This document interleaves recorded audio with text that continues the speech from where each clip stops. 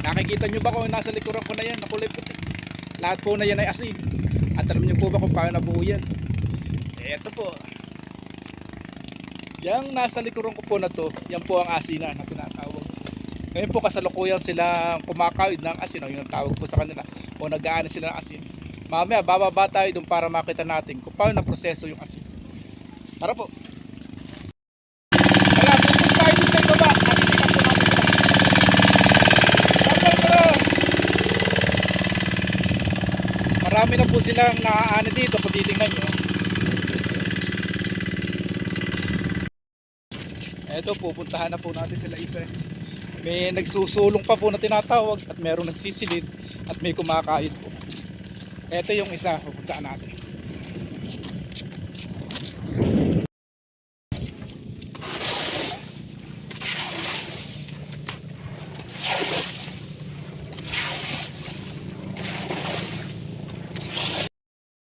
Yung ginagawa ni Kuya niyan, yun ang tinatawag na pagsusulong ng mga asin.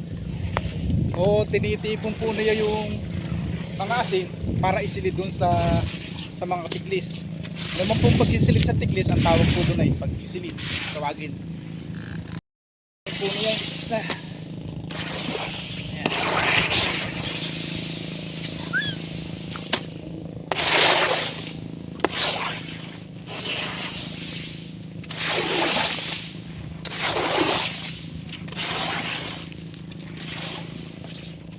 Ayan po, nagsusulong sila. Siguro nagpahapon na kayo ng kayod, ano? Kasi masyadong mainit pagka mga alas 12, ano? Ayan.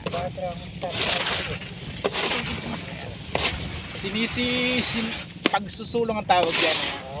O tinitipon nyo, isa-isa yan.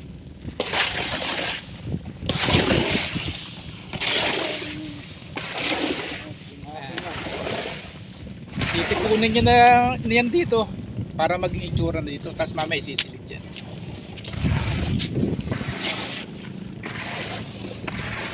Itong isa, tingnan natin, tapusin natin bawat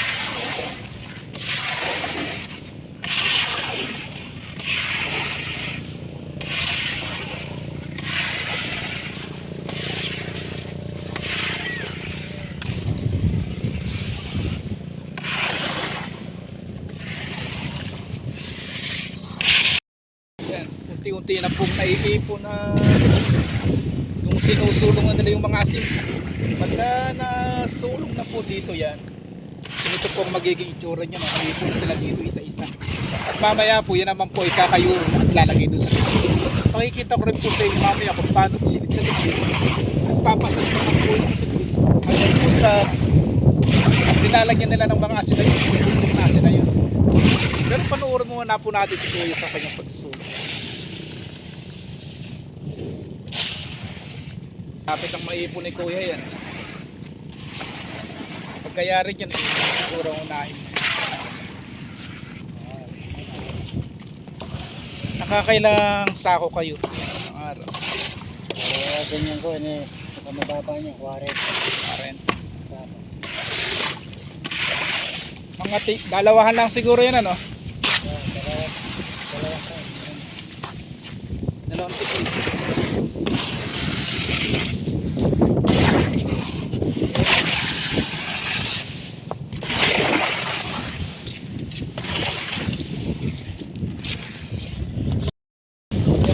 Tatay Joy, tiga San Isidro po siya sa bayan ng Hagonoy. Dumadayo pa po sila dito sa amin sa Malolos para lamang kasi. Ayan, sa lahat po ng mga tiga San Isidro dyan sa Hagonoy, shoutout po sa inyo lahat dyan. Pagkatapos naman ng pagsusulong ng mga asin, pupuntahan naman po natin yung pagsisilid ng mga asin dun sa tiklis na tinatawag. Yung dun sa kabila na yun, marami-rami na. Merong tatluhan o anima na bawat dalawang banigan. Puntahan po natin.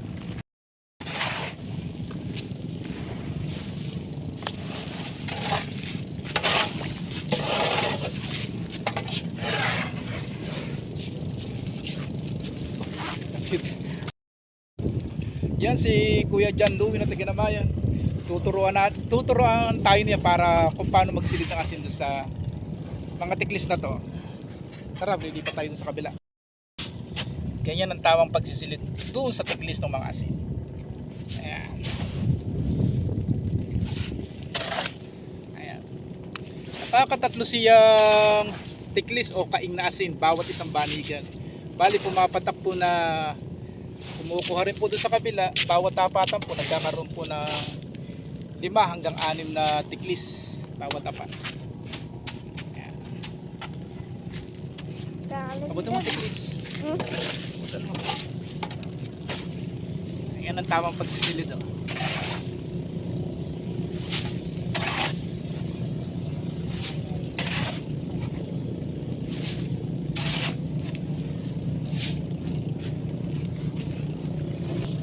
Ito na mo kabila ka na yung kakayura ng asin. Ayan.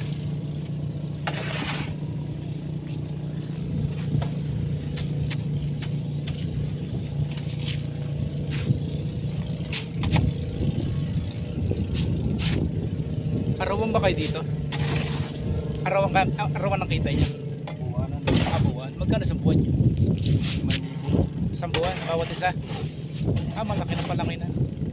Pwede na rin. O tumutulong pa rin kayo mag-akot doon? Oo, kami nag-aakot yan. Sila.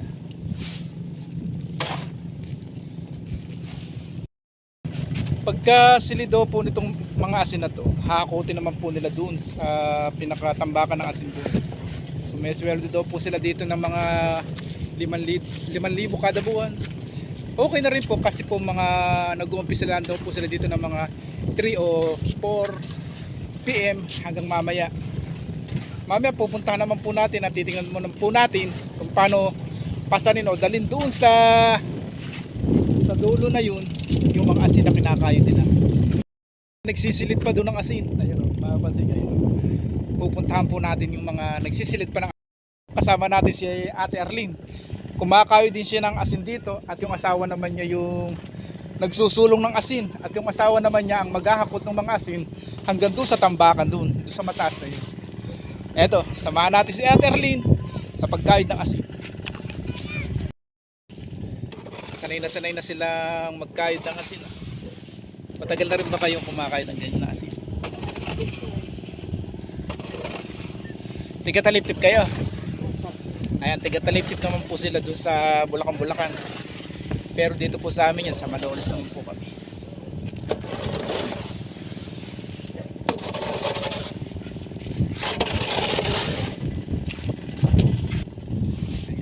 Expert na po silang mga magsilid na yan.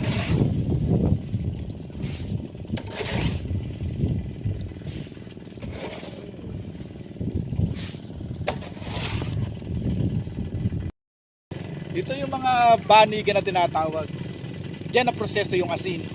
Kung makikita nyo yun, medyo maputi na. Kaya lang po medyo malalaki pa. Hindi pa masyadong pino ang asin. Pero sa susunod po sigurong mga araw o buwan, magiging pino rin po yan. Iyan sa mga banigan na yan, sa lahat po na yan, dyan na lahat po na yan. Yan po na proseso ang asin kumahapasin. Doon sa mga tisa na yan. Doon sa dati kong vlog, wala pang ganitong asin dahil nga po nung nakakaraan, nag-uulam pa. Pero ngayon po marami na silang kinakain. At alam niyo po ba kung saan ito nagmula? Doon pa sa dulo-dulo na yun. Doon po nagmumula yung tubig na pinadaloy dito para maproseso yung asin. Pupuntahan po natin yung saglit lang. Alam niyo ba kung saan ang proseso ang asin at kung saan sila nagmula? Doon sa dulong-dulo pa po na yun. Doon po merong isang kahon na tinatawag na deposito ng tubig. Doon po pinaalat masyado yung mga tubig at mula po doon sa depositong tinatawag, dito naman po pinadalo yan sa paalatan na to. Itong mga kahon na to. At mula po din sa paalatan na yan, padadaluyan naman po yung tubig mula dito, papunta rito sa mga banigan na. At ito naman po mga banigan na to, dito na po proseso yung asin. Kung mapapansin nyo, ito na yung kanyang mga asin. Ayan o, medyo mahina pa po ang kain dito, pero sa susunod pong mga araw, lalakas po ito. Mapapansin nyo, dalawahan lang, sa susunod po itong mga araw, magkakawid na po siguro sila ng mga tigatlo o higit pa. Ayan o, mula dito hanggang doon. Pupuntahan pa rin po natin sila doon. At nakikita po namin na hindi biro itong ginagawa nilang pagkawid ng asin. Ayan, pupuntahan po natin sila doon. Ayan o, malawak po itong asinan na to. Mapapansin nyo yun, malawak siya. Eto, kumakain po sila doon. Pupuntahan po natin sila.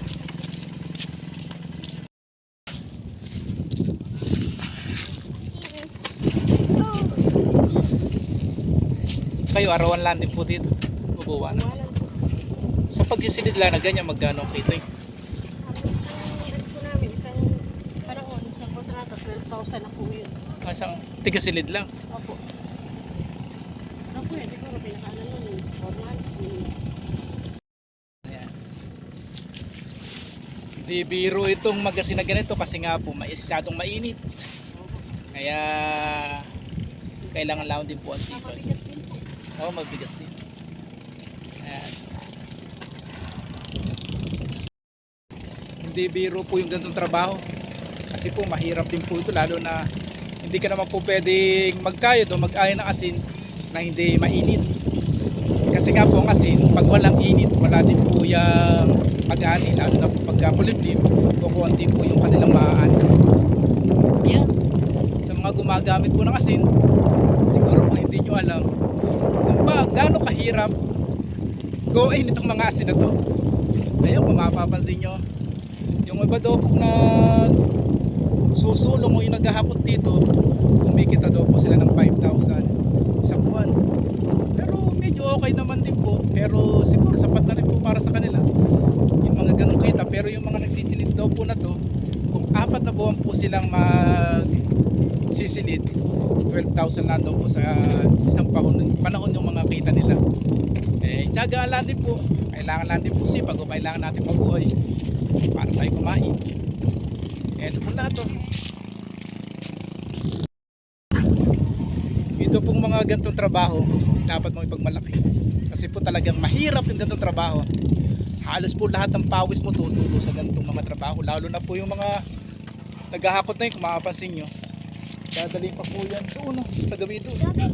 Pero kailangan po natin kumita, kailangan natin may pagpakain sa ating mga pamilya. Dapat po sa ganitong trabaho maging proud po tayo na ganitong trabaho natin dahil marangal po yung ganitong trabaho, itong pag-aasin po na to. Kaya shoutout po sa inyo lahat dyan, sa mga taga-Hagunan dyan at sa mga taga-Taliptip, Bulacan. Maraming salamat po sa inyo lahat. Siguro po yung mga taga-Hagunan dati na ganito ang trabaho. Ayan. Eto po, mami-miss nyo po ito. At shoutout.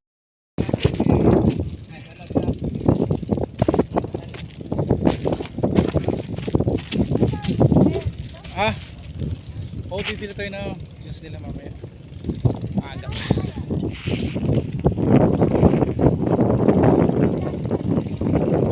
Meron. Hahakot ulit siya doon. Motor, babalik.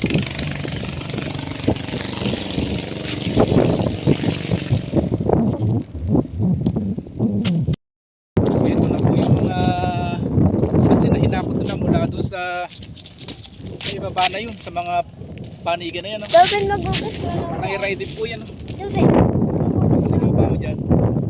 Ito na po siya. Doben, magugas. Ang dami na po nila. Magugas. Mapapansin yung dami. Layo rin po yung kanilang mga pinaghahakotan doon.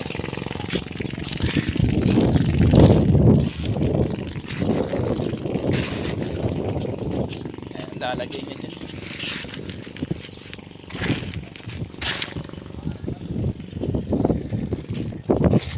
Ang dami kasi.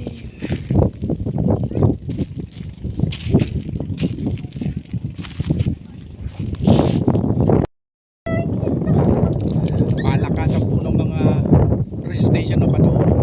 Kasi nga po itong lahat na to hinahakot nila mula po doon sa ibaba na yun. Talaga pong mahirap yung ganitong trabaho pero talagang walang magagawa dahil trabaho. Dami na po nilang nakakot. Puro po kasi lahat yan. Ayan, dito. Doon po nagmula lahat yan, doon sa ibaba na yun. At katulad ko yung naghahakot po sila, papunta rin.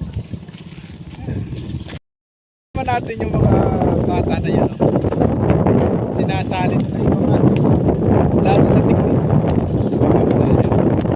Sa mga patayan. Turin natin yung dalawang pampalan. Dito.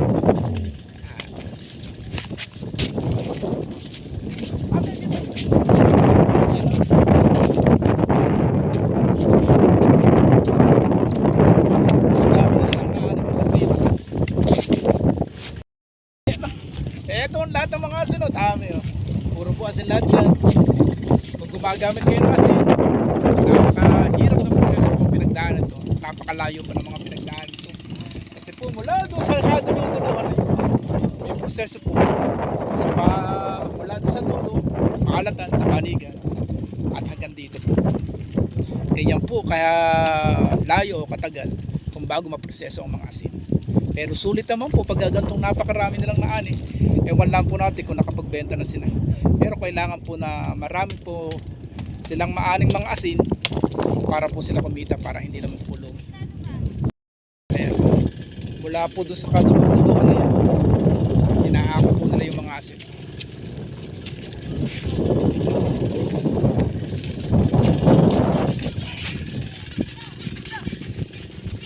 At isasalin po niya dun sa taas. Mas malakas ba ngayon ang asin kaysa nung nakaraan? Mahina. Kasi ngayon, anong buwan na rin kayo kumayod ngayon?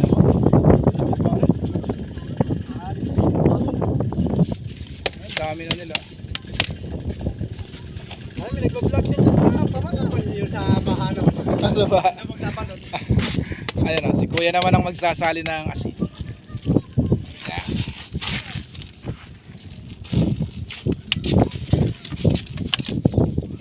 Sasali mo siya.